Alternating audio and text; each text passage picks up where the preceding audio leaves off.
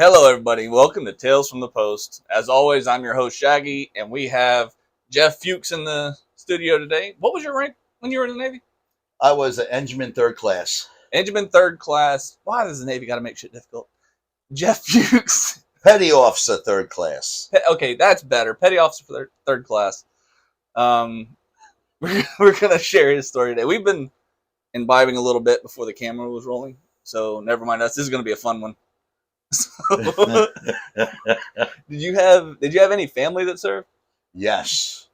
I knew my great grandfather, and he was British, but he served in the British Army in World War One. My father's father served in the Army Air Corps. He was an MP in World War Two. My grandmother, his wife, who he met, was a British Army nurse. I guess they met during the war. And then my father was a submarine in Vietnam, and my uncle was in the Navy in Vietnam. You mean a submariner? He was a submariner. Yes. What are they? No, Submariners. Submariners. Yeah, don't say submariners. I guess I tried, but nah, they didn't like. I couldn't do it. That sounds like a new troll word for me, just like calling a Marine an ex-Marine. So I'm going to utilize that a little bit more often. Hey, submariner. What's up, you ex-Marine?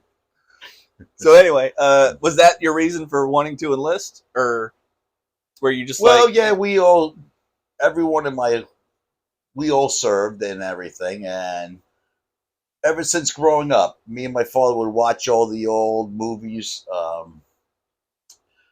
In Harm's Way, Go Silent, Go Deep, and I knew I was going to serve in something.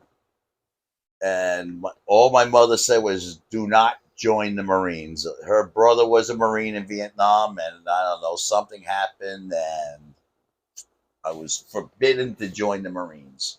I just realized, I think you're the first Navy guest we've had. Is he the first Navy guest we've had? We've had Air Force, a fuck ton of Army. I have another Air Force lined up. I said all you have besides myself has been Army. Really? Because the Army is a dime a dozen. Yeah. Well, we're the largest force. But I've been trying to find Marines and Navy sailors. Well, so you're the first Navy guy. You're the breaking the hymen for the Navy. Got to break the cherry. I'm the cherry popper. Yeah, we're demonetized already. Oh, well, fuck it. We're going to have a good time. So you enlisted, right? Yes. Where at? Like, where'd you going from? I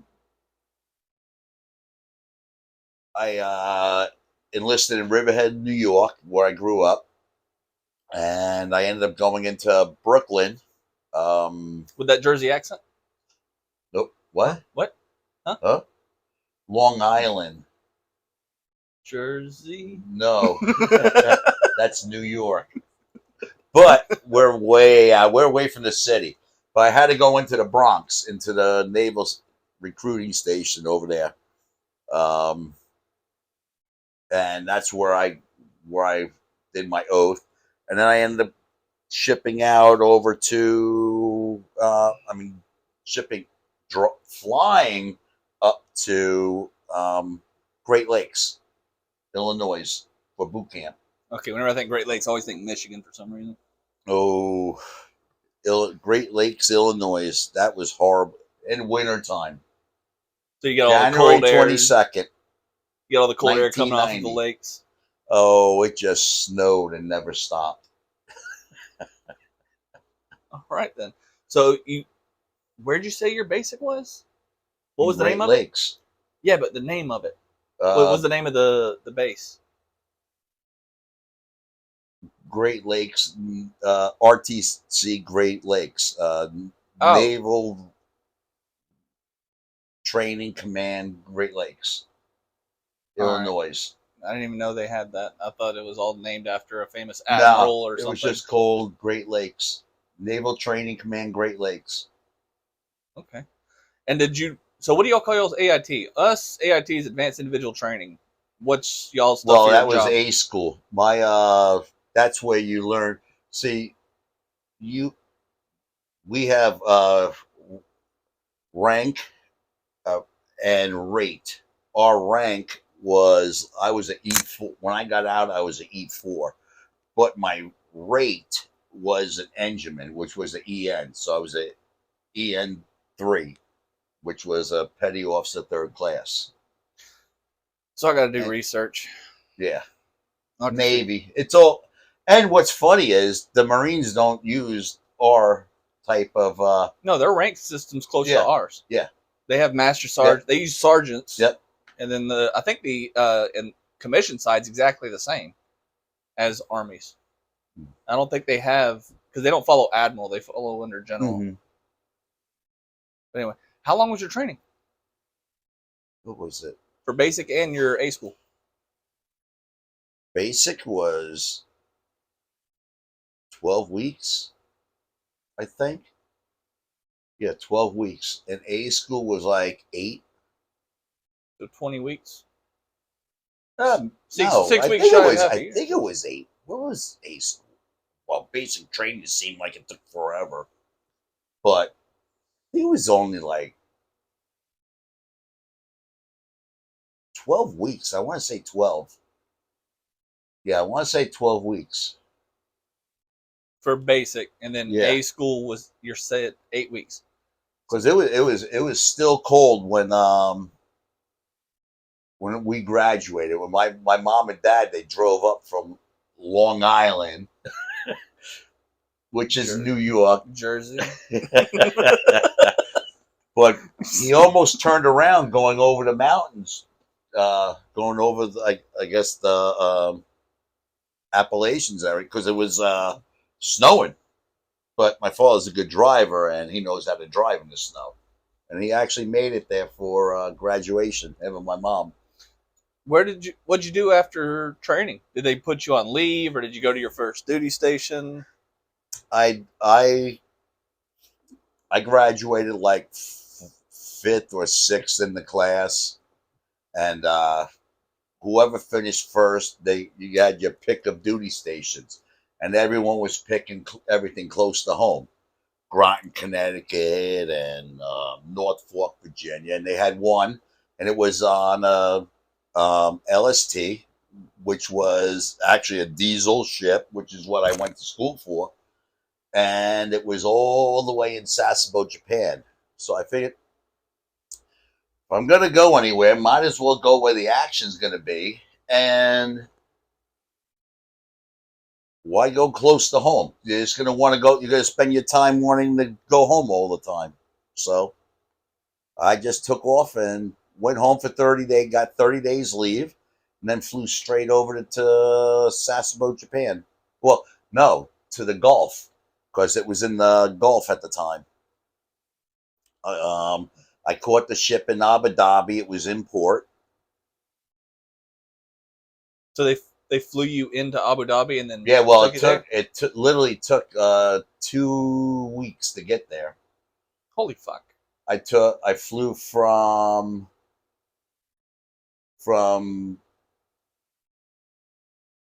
oh shoot from JFK to O'Hare, from O'Hare to So you went backwards? LAX. Oh, okay. From LAX to Hawaii, from Hawaii to Guam, Guam to the Philippines. I ended up getting stuck in the Philippines for about 2 weeks, which kind of stank because the gates were closed because someone got killed on base, so the gates were shut, so you couldn't go out in town. Yeah, they block everything out: phones, but then, internet, mail. On the way to the ship, we had it from Subic Bay. We flew to Clark Air Base. Now we had like a 12-hour layover, and I'm sitting in the airport, and I ended up meeting up with another guy, and we're like, let's go out in town. Ooh, wee. That was fun. That was fun. I want to ask, what did you do? But I have a feeling it would probably bring up arrest records. Or... I was like a kid in a candy store. Put it that way. We'll glaze over that one. We had a good time at that place. Did you have to go to the doctor afterwards? No, I didn't have to go to no doctors or anything. Okay, so you didn't have that much of a good time. Yes, I had. Well, I had a good time, and we made it back up to catch the flight, and then from there we flew to Diego Garcia, which is like an alto in the middle of nowhere. It's like 4 hours from Abu Dhabi, where we flew into. And, but flying from Clark Air Base to Diego Garcia was my first time in a C-130. Oh, yeah. And, it was 85 degrees, hot as hell on there. I'm in shorts, T-shirt. Sure you don't want anything? I'm hot. And this is the flight, the engineer on the airplane. And I'm like, no, I'm good. He's like, oh, okay. And we take off. And we get up to altitude, and I didn't realize, I didn't join to fly. I was in the Navy. I wasn't planning on being cold up that high. And that door was open the whole time. And I froze my ass off. Did they do any of the combat maneuvers where they like shut off the motor and they kind of just free fall and then they fire them back up and take off? We didn't do any of that. They did that shit in Iraq, and it would cause you to shit yourself because they intentionally stall the motors out to, I guess it's for evasive maneuvers or something in case they're getting shot at. But they'll shut off the motors and start free falling, and they'll fire them back up. And knock on wood, because then I would have needed new underwear too. Are we going to get to that story? Oh, no, I never needed that. Okay. Came close. No, it's, the other story. Whenever I was at your house, it was me, you, and Rick out by the pool. You don't remember? No. Okay. We won't touch it then. But, so you were going to your LSD? Yes. So then you land wait, did we land in Abu Dhabi first, or did we go? We went to another air base, another airport we landed. I don't know what the hell they was. But when you got off the plane, we were told, do not touch your bags. They'll be put in front of you. And then some guy he's gonna have a dog, and another guy is gonna have a AK. If you touch anything, you're gonna get shot. Just do what they say, and you'll be good. So an aggressive customs. Oh boy! And then we walk out to the thing, and one of the idiots that I was with, he was meeting another ship or go to another command. He walks off because he needed to use the bathroom. Holy cow! I thought we were all going to end up in jail. I'm like, are you kidding me? So this is all before you even get to your first duty station.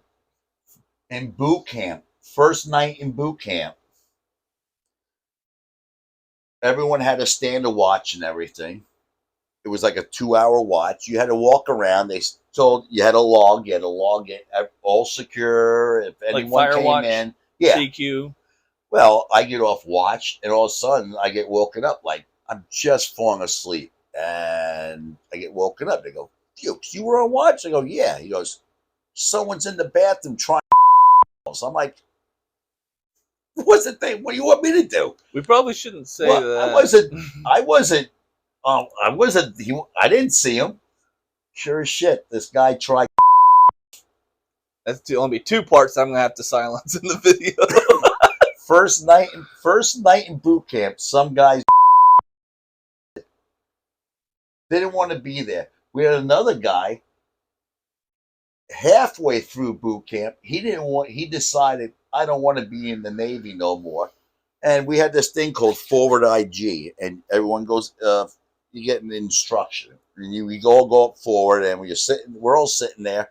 All of a sudden, our company commander goes, like you call it a drill instructor. We called it a company commander. He goes, whoever did that, I would claim it because I'd be proud as hell if I fought in like that. And the guy raises his hand. He goes, I shit my pants. And he goes, are you kidding me? He goes, nope. And he goes, are you going to do something to me? He goes, nope. He goes, I don't want to be here no more. I'm just going to sit my shit. And they sent him down to the loony. He's fucking crazy. I swear to God. We had a dude, nothing like that, but guy literally shit himself. We had a guy that would fall asleep during PT. Like we had to get up for PT every morning, and we have this. It's not the bend and reach. I forget what it's called, but you'd have to put your left leg out and kind of just stretch like a forward lunge. Mm-hmm. And we'd be doing that, and recover, position of attention, and then you do the other side. He's still on the left side because he's sitting there just passed out. It's like, how the fuck are you sleeping in the middle of an exercise? I could fall asleep standing up, and one guy told me, he goes, when you fall asleep and if someone catches you, just go amen. I think you're praying. Not in the middle of a PT formation. Got me out of it. Got me out of trouble a few times. So, let's get to the LST, I guess. Yes, I made it onto the LST. And so, I'm going to find a picture and have the editor put it up. But for the civilian side, and for me, because I'm pretty done to this Navy side too, what the hell is it? LST is a flat bottom boat. It's a tank landing ship. TLS? No, it's or a landing tank. Landing ship tank is what it stands for. So it's a flat bottom. Or live slow target. It's a flat bottom boat. It has 4 main diesels and 3 generators. Well, hold up a minute. So it's flat. Yeah. So it doesn't have a V hole. Therefore, you get tossed around a lot. Well, you rock like this. Well, the whole point of having a V hole is that it stabilizes the ship like that. It cuts through the water. Yeah, that keel provides stability, and it's also a counterweight. V-bottom boat rocks like this. Flat bottom boat rocks like this. Yeah, y'all got tossed around. And y'all took it out in the ocean. Oh, it wasn't just a shallow water boat. Or ship. Well, we actually ran aground once. We unloaded everything we had over in Okinawa. I mean, in the Gulf. And we reloaded. And we were going to offload these Marines at Naha, Okinawa, and then reload with more Marines and turn around and go straight back. Well, we got there early, and I guess the captain decided, we don't need the harbor master, and tried pulling in, and we kind of ripped out our starboard shaft coming in to port. He hit the jetty.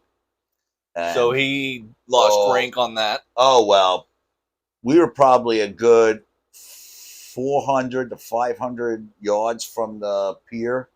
And before we even made it pier side, we were in flight quarters and landing a helicopter. Admiral staff came on board, took our top, the captain, XO, the executive, the XO, he left. Chief engineer stayed on. Quartermaster, I think he was up on. They took him, and a couple other people ended up gone, and we were taken over by Admiral staff. Oh shit! Oh boy! For a little LST. Well, you ran aground. You are gone. Oh. You are done. And yeah, but for an admiral, I just got off watch. I was on watch the whole night. This was like 3 in the morning, 4 in the morning, and all of a sudden, I'm getting ready to go to bed. Kaboom! I thought we had a crankcase explosion, and our P250 pump above us was going off, and that thing, I was just up in my underwear loading it up with foam. what's a P250? It was not P250. It was foam. What did they call it? I forgot what they called it. But it was the flood the bilge with foam so it wouldn't catch on fire. So with all the fuel and the oil that was in So it's like a fire extinguisher pump type thing. Yeah, you know the firefighting foam? It just Yeah, puts it out like a sprinkler system. Well, I've seen it because there was that airplane hangar. Was it a Coast Guard unit or something, or an Air Force unit? I guess someone was welding inside or some shit, and it just sprayed the foam. There was like A10s and all sorts of shit. They got like curtain walls in there, though. Well, it's literally there's a amount of water. It's literally like a wall, a curtain of water that falls, so nothing. Well, no, this was all foam. Yeah, this was in an airport there in a hangar, and it was like all the way up to the cockpit of the A10 was covered in foam. You couldn't see people walking around in it. I got it. I supplied beverages, and he insisted not to drink out of aluminum, so he brought. I'm a picky person. But did you open yours this time? Okay. Now, where were we at? We ran aground. So then we had to go up to this ship was stationed in Sasebo, Japan, but the only available dry dock was in Yokosuka, Japan, which is like northern part. It's like 90 miles from Tokyo. And on the way there, we only had one. Well, they had to weld the others. They had welders, divers under the ship and everything. They welded chains and everything to keep the shaft from dropping out and completely falling out. And so they fucked it. Oh, we were leaking. What did y'all hit? The jetty. Literally ripped the shaft out and screwed up the whole seal where the shaft goes from the ship outside. Screwed that whole seal up. Literally, our number 3 engine room. We would leak water. It was filling up with water, and we'd let it go like maybe a foot, 2 feet below the deck plates while we were in port, and then we'd pump it down to about a foot into a donut. It's like a giant concrete container that floats, that has a hollow bottom. It's sealed on the top, but it has a hollow bottom.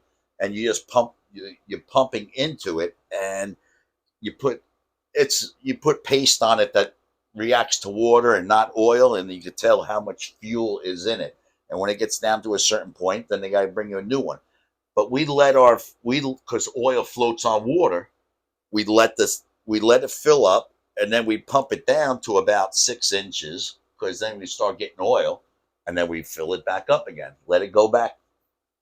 And once we got out to sea, we could just pump it with the with our regular bilge pumps. But that was a nightmare. And then on the way, hit a typhoon. Can't go around it. Captain gets on the horn and says, "Look, there's a typhoon coming in. We can't go around it, and we can't turn back. Either way, we're going. We got to go through." Well, give me Which one. side of it were you? No idea. We went straight through this sucker. But I don't think we hit any. We didn't go through the wall, the eye wall. Okay, so 1 minute. You go through basic. Yep. People do bad things to themselves. Yeah. You go through your A school, no problems in A school. You try to get to your first unit, the LST, and there's some problems along the way. You finally get on your LST, and your whole command staff gets replaced because they run aground. Yep. They fixed that, and now you're going through a typhoon? Yeah. I am never traveling with you a day in my life. Well, they hit the typhoon still damaged. Yes. So it's even worse. Now, top speed was like 7 knots. However fast you could paddle back then. I think we went backwards more than forwards. In DC Central, we actually recorded a 55-degree roll. Like 45's here, 55's like here. We actually had radar dishes fall off, antennas. They found cracks in the superstructure and stuff. Never traveling with you. We stuff on the main deck. Oh, gone. What happened to that was strapped down? Gone. Oh, is that the one where you went the gas canister? Oh yeah. That's when that happened. Oh, well, in the middle of the typhoon. Well, in the LST, you have this thing we called it the wind tunnel. You could drive stuff from the back of the deck to the forward part and off the boat. And then once you got to the forward part, though, they also had that's where the tank deck ramp went. And that dropped down, and you could go in it. You could take the stuff out of the tank deck. But we were allowed outside, and I didn't want to walk all the way around through the tank deck and down the hall, rocking back and forth. I could just skip across. So I waited for the we got a smooth part, and I zip across through the wind tunnel, and I noticed there isn't propane acetylene torch with the oxygen. We had a big sucker that was bolted, that was strapped to the wall.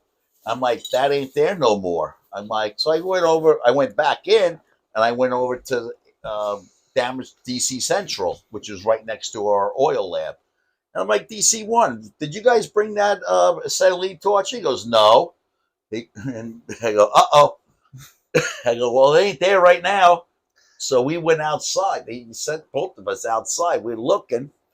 We look outside, and you see it. You got 2 boat davits on either side. You had the captain's gig and a landing craft, and then 2 landing craft on this side with the little bow ramps like you seen in World War II on D-Day. Oh the ones the little guys that came up at first. Well, we had 3 of those on board, and this acetylene torch is just going boom, boom, pounding across.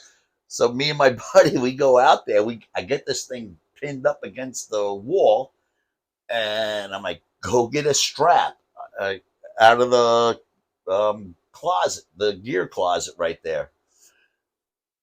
As soon as I said that, we took a big wave, and the wheels, I went on top of this thing, and it just rolled to the edge. And I'm like, uh-oh. Acetylene. If you're not familiar with what acetylene is, you have oxyacetylene torches, oxygen and acetylene. The little angled torches, and they have a little lever on the back. You hit it, the little flame turns blue. It's meant to cut metal. He's riding an explosive tube. If you break off a nozzle, that thing will turn to a missile and shoot through the wall. It's all compressed air. So we're trying to get this thing secure. Gas. And I'm riding this thing to the edge, and I don't know. Something up above just knocked me off. I didn't let go. I just ended up tangled up in the lifelines. That's why they're there. Yep. You're not going overboard. Nope. That was messed up. But oh well. Well, the acetylene tank's gone. Yep. Acetylene tank's off. And now we had like 3 days of this going through this typhoon. The only thing they served for dinner was peanut butter and jelly on crackers, the packages. That and the coffee pot, but they could only fill it half full because of the rocking and rolling, because it would overflow. So you got like condensed coffee. That black tar coffee. The good coffee. Well, we had our own coffee pot in our in the oil lab because I was a fuel king. I ended up getting lucky. I got into the oil lab, and I was in charge of of the fuel, lube oil, and JP5, which we use for the refueling helicopters. Well, we skimmed over. What years were you in? 90 to 94. The Desert Storm. Yeah. That time frame. First Gulf War. Yeah, Desert Storm and Desert Shield. Yeah. I think it's in that. That same was, time frame. yeah, 1990. Yeah, 1994. Well, actually, it was 91. I forgot the exact dates. They actually declared war, but So you enlisted right before Desert Storm popped off. Right before, and I figured you got the fourth world's. I think they were the fourth largest army at the time, something like that. And once we go in, it's just going to be after Beirut happened. You had the embassy in Beirut. I mean, Marine barracks get blown up and everything. Well, they also took over Kuwait. Then you had this shit with Libya, and you got everything else. I figured we're going into World War III. If I'm going to do something, let me do what I want. Not what I'm not going to get forced into something. That's what a lot of draftees that I've interviewed have said. It's like the episodes aren't out. Well, by the time this airs, they'll have been out.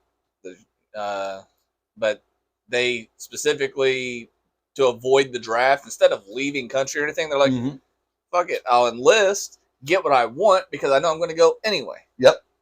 So yeah, that's basically. That's the smart way to do it. And I figured amphibs, might as well, if you're going to. The only fun stuff in the world is dangerous.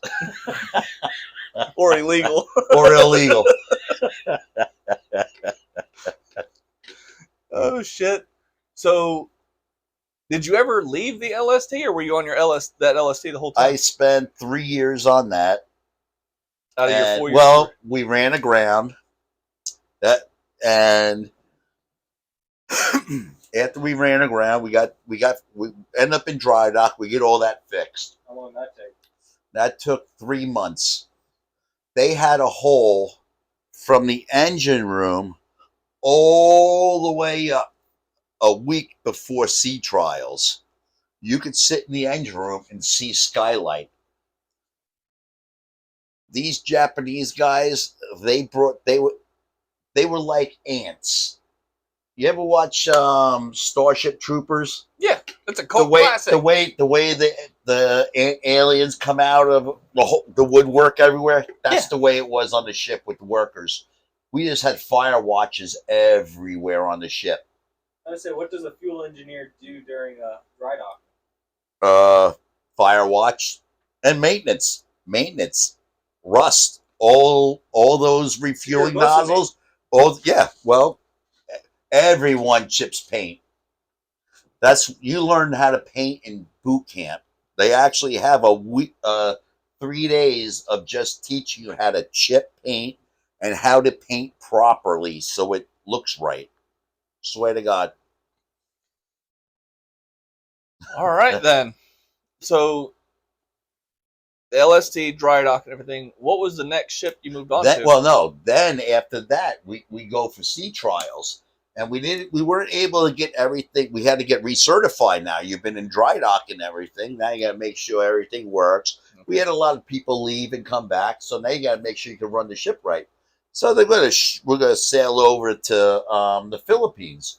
So we go over to the Philippines and everything. And I had these fuel transfer pumps. They took fuel from the main tank and put it into your day tank, which was probably.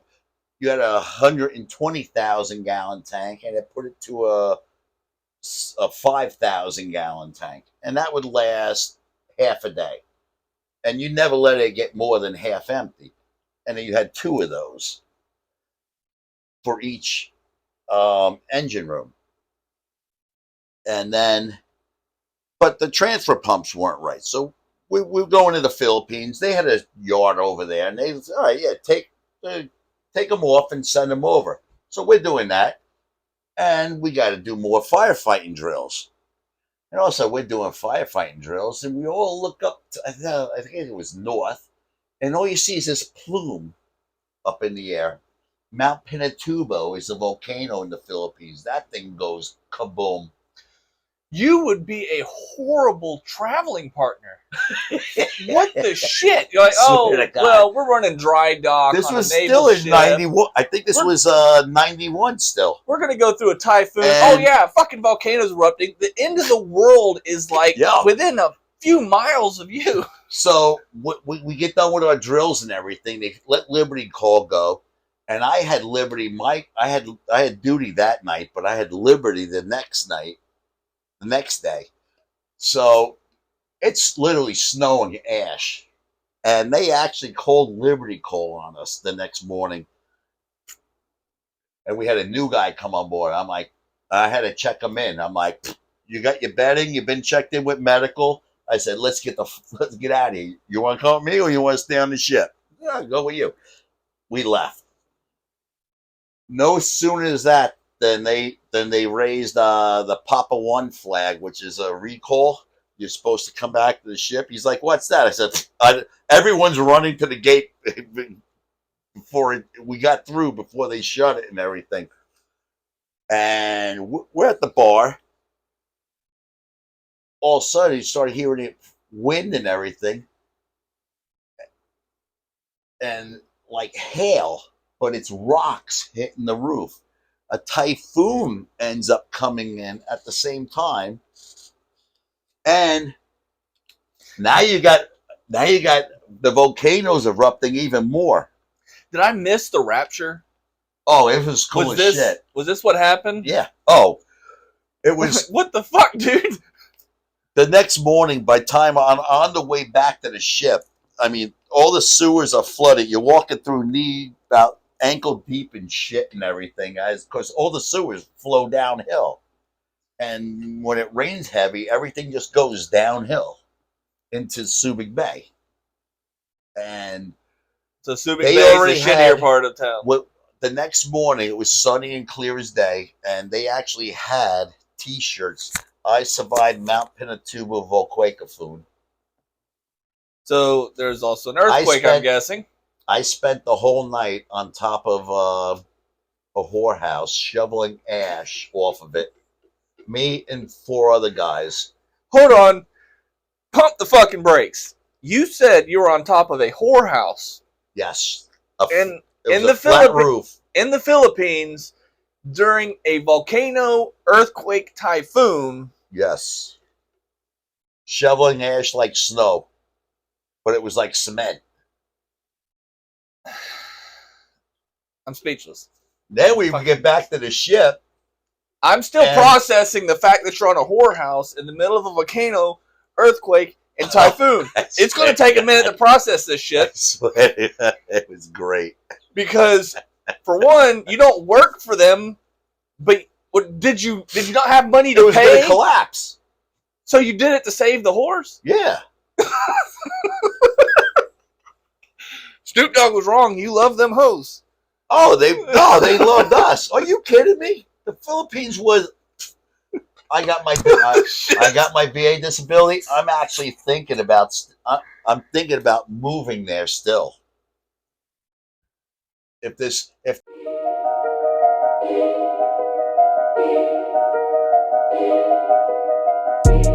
Trump gets in and gets his China thing straightened out, you go. They live like a king. Okay, so this channel's not the dirty way either. They love us. They remember what we did for them and because they're taught that. They're taught history over there. Unlike the kids here, don't appreciate the freedom they have. Those people, they know what they would have had because their grandparents drilled it into their heads. All right, so let's get back to your military stuff. So you survived the volcanoon on top of a whorehouse, shoveling soot. Yep. You went back to ship the next day. This is still the LST? Yes. What was the next? Well, we had over Earth-ending event that you partook in. What was it? We had 250,000 pounds of ash on the ship. And we sat there with fire hoses and just pushing them off. The whole base was destroyed. The base was actually bringing the base people were bringing beer to our pier, and the captain was like, "All right, you guys can all go down and have two." Well, hey, you don't drink. Go get me your beers too. I just sat on a 3-inch fire hose for like 6 hours, just washing ash off the ship once I got back the next morning. So what'd you do after that? Then we had to go back. We had to go back to Sasson. Well, we had to evacuate all the civilian dependents. They were coming down from Clark Air Base because Clark Air Base was destroyed. So now you had a lot of military people up there with their families, and we were evacuating them down to Luzon, which is like further south, out of the destruction zone. Oh, they were bringing goats, chickens, they're bringing their family, and that's family. And the whole tank deck, instead of tanks, it was a farm. Swear to God. You have lived. It smelled nasty for a while. So then we finally get all them people. We did like 3 or 4 trips bringing them down, and our engines all of a sudden they're all overheating now because all that ash in the water. We end up we're starting to lose engines, and we got to go back in. We're going back into dry dock. We're going back up to Yokosuka. By the time we get up there, we're down to 1 engine, and we're doing like 2 knots, 3 knots. You could kayak faster than us. Okay. I was looking for the whiteboard. It's fine. After that, I got off of that boat and ended up on a destroyer. Okay. I know what a destroyer is. LST, not so much. Destroyer destroys things. Was it a Spruance class? Arleigh Burke. It was I believe, Arleigh Burke. Yes. I wasn't sure, so that's why I asked. The Paul F. Foster. It is actually the no, wait a minute. It was a Spruance class, wasn't it? You're talking a foreign language. You might as well be speaking Klingon to me. I do not know Navy shit. I may be an Air Force guy, but I do know a lot about the Navy. Yeah. He can go ahead and swap places with me. No, it was because he knows more about this. It was Arleigh Burke. I do believe it's actually still in service in the reserve. They use it as a platform to test new missile systems and stuff. I think it's actually it's in the Guinness Book of World Records, the world's largest remote control vehicle. It was. Okay, then. The former Paul F. Foster. Someone turned a destroyer into an RC fucking ship? Yeah.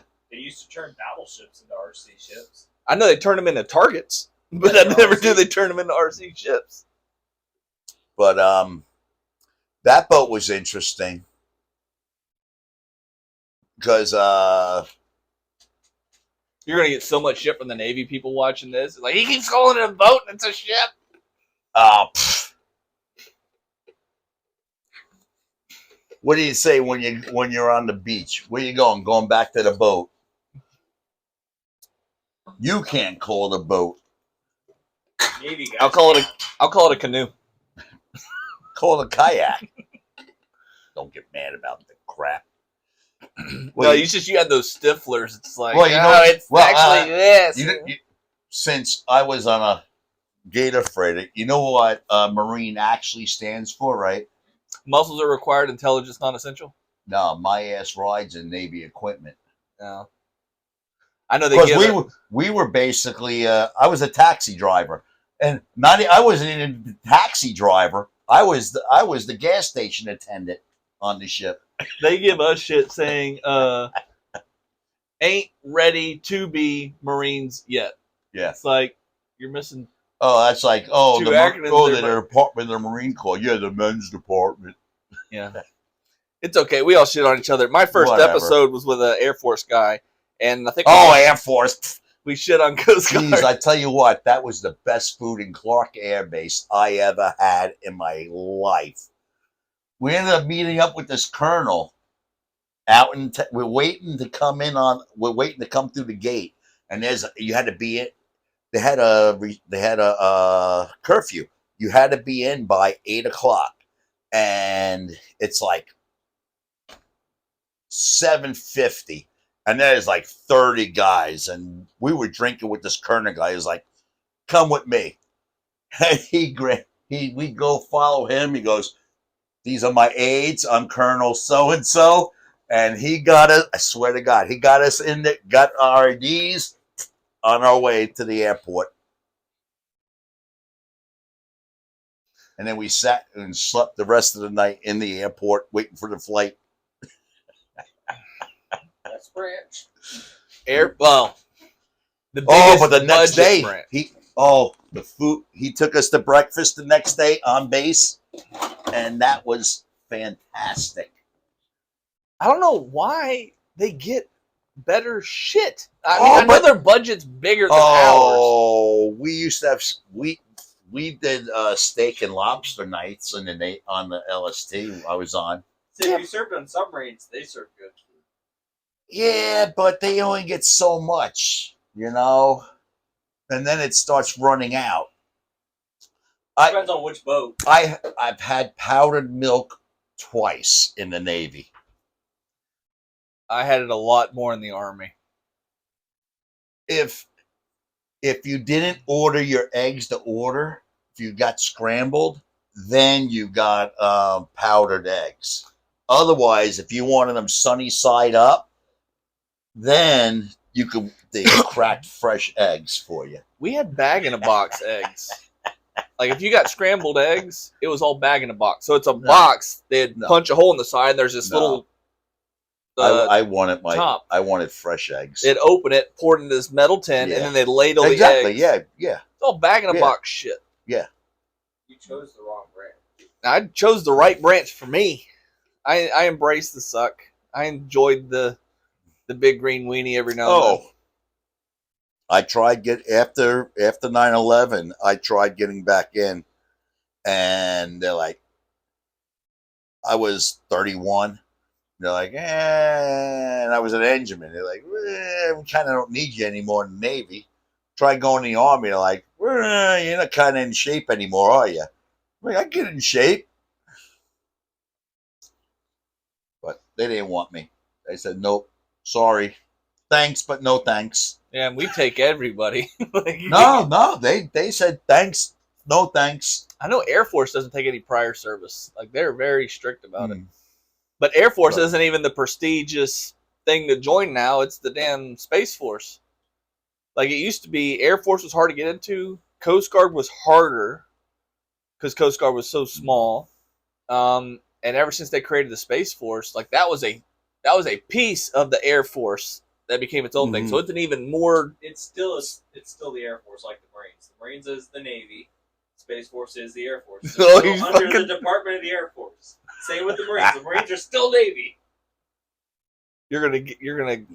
I don't care. I'll fight them. They're under the Department of the Air Force. Same with the Marines. I mean, as much as the Marines and we used to get the Marines and the Navy used to give a shit and everything.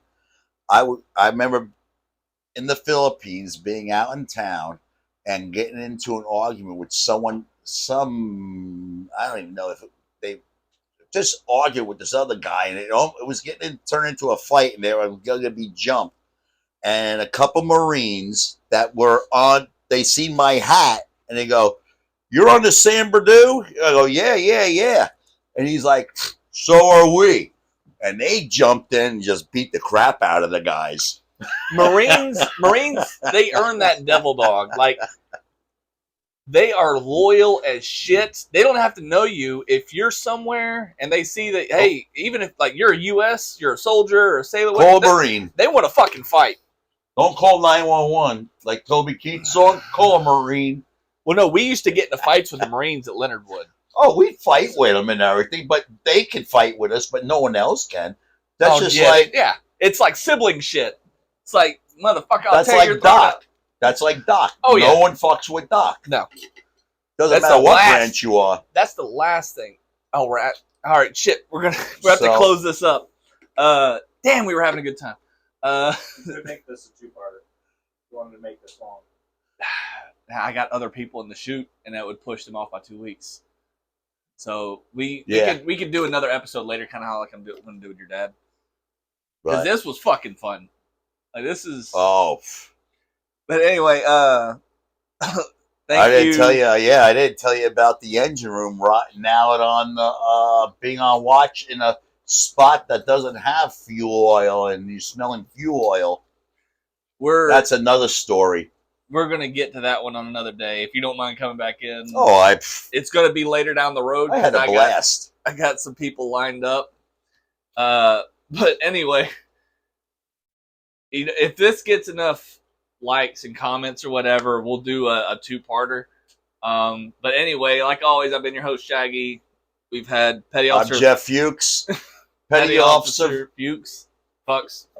Touche. This has been Tales from the Post. Thanks for watching.